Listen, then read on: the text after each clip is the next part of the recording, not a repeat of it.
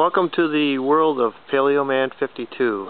Today's little video is going to give you a tour of my outer cave and some of the organized chaos that I have here. This is the outer cave, and as you can see, the roof's got quite an interesting profile to it. We call it a saddleback. Definitely in need of repair and replacement, but people tell me they think it has character. So I'm going to stick with it a little longer, and I'm going to enter now the sacred chambers and see some of this organized chaos. This is where I like to sit and do my napping right here. I got an old computer chair and a bucket.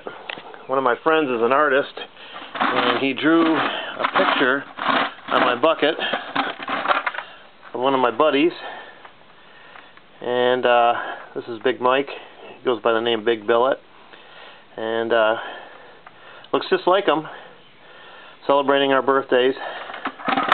In the bucket is Debitage, and this is from my latest chipping, and as you see up here, I've been working on a few things. This one I was working on last night. It's some hornstone, and I'll tell you, it's coming out super thin. Flintsball might be interested in this part here. And the tool bag, some of the other stuff. I even have plants growing through the wall up around my air compressor. The buckets you see are to catch rainwater when it leaks through, so it doesn't get my compressor wet. And I have a few empties here I got to get rid of. Here's my wood stove. This keeps me warm all winter, and you notice I got a collection of future Clorox arrowheads. Right there, 3 different sizes, and it's just a cluttered mess, but I know where everything is. If I need to do any woodworking, I got my saw here, my belt sander, got some cedar shakes to put on the house, and we'll go back here. This is a very important room because this is where we have the funnel. Now, I don't know about you guys, but when I get working out here, I really truly hate to have to go in the house to take care of nature's call, so I installed a funnel, and it's complete with sound effects.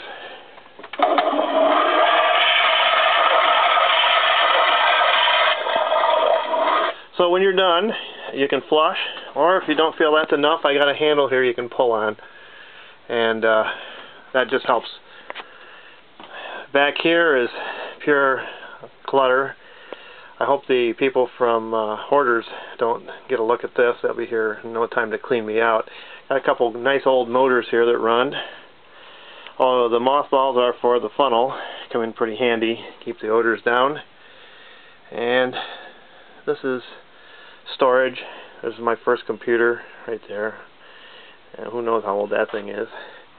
And we'll work our way around through the back here. Brings me back into the main room. And this area here is more storage. Got an old Celtic drum that a guy made for me. Works pretty good. Some of my dad's old hand tools are stored behind all this clutter. Some old lanterns. And right around the corner here, here's some of my antlers. I remember Alabamajones had some antlers, and I asked him what he was doing with them.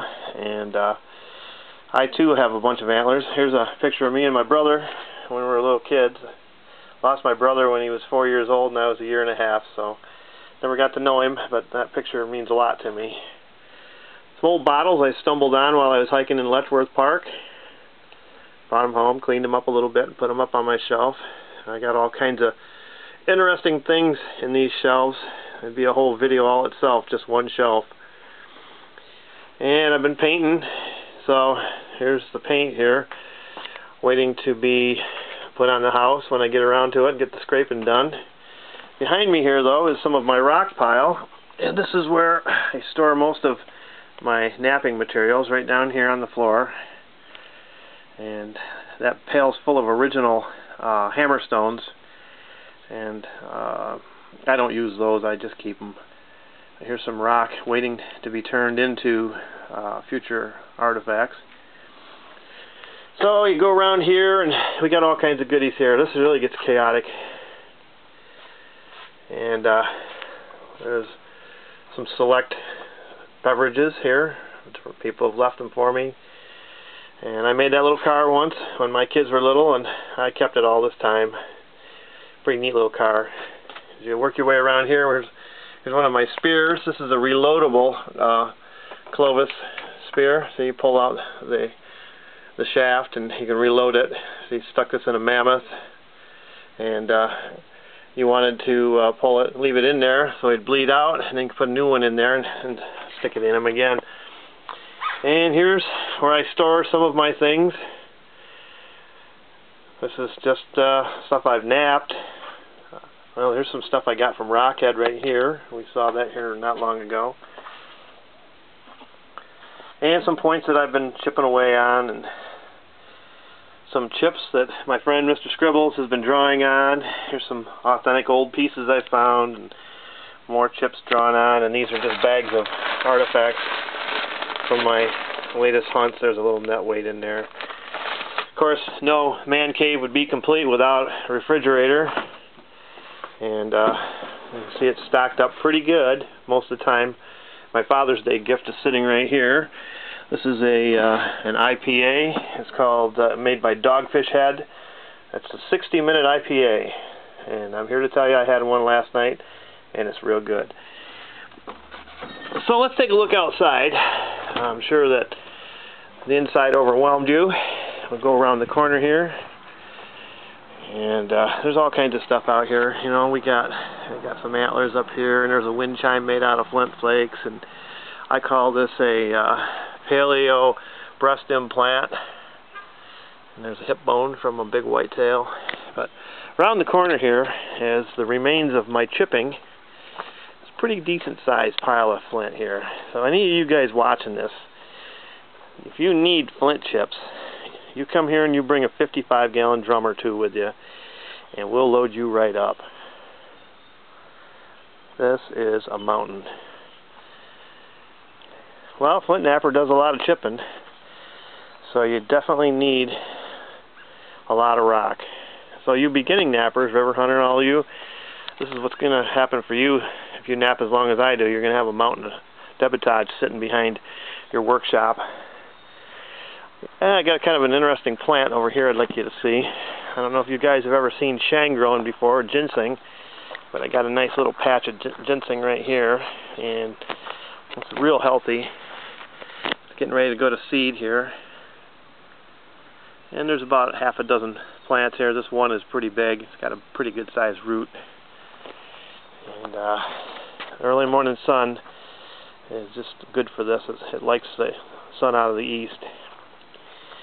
And here's kind of a back view of the old man cave. She's fallen down, but I still love her. My wife won't set foot in there much past the door because she's afraid it'll fall down while she's in there.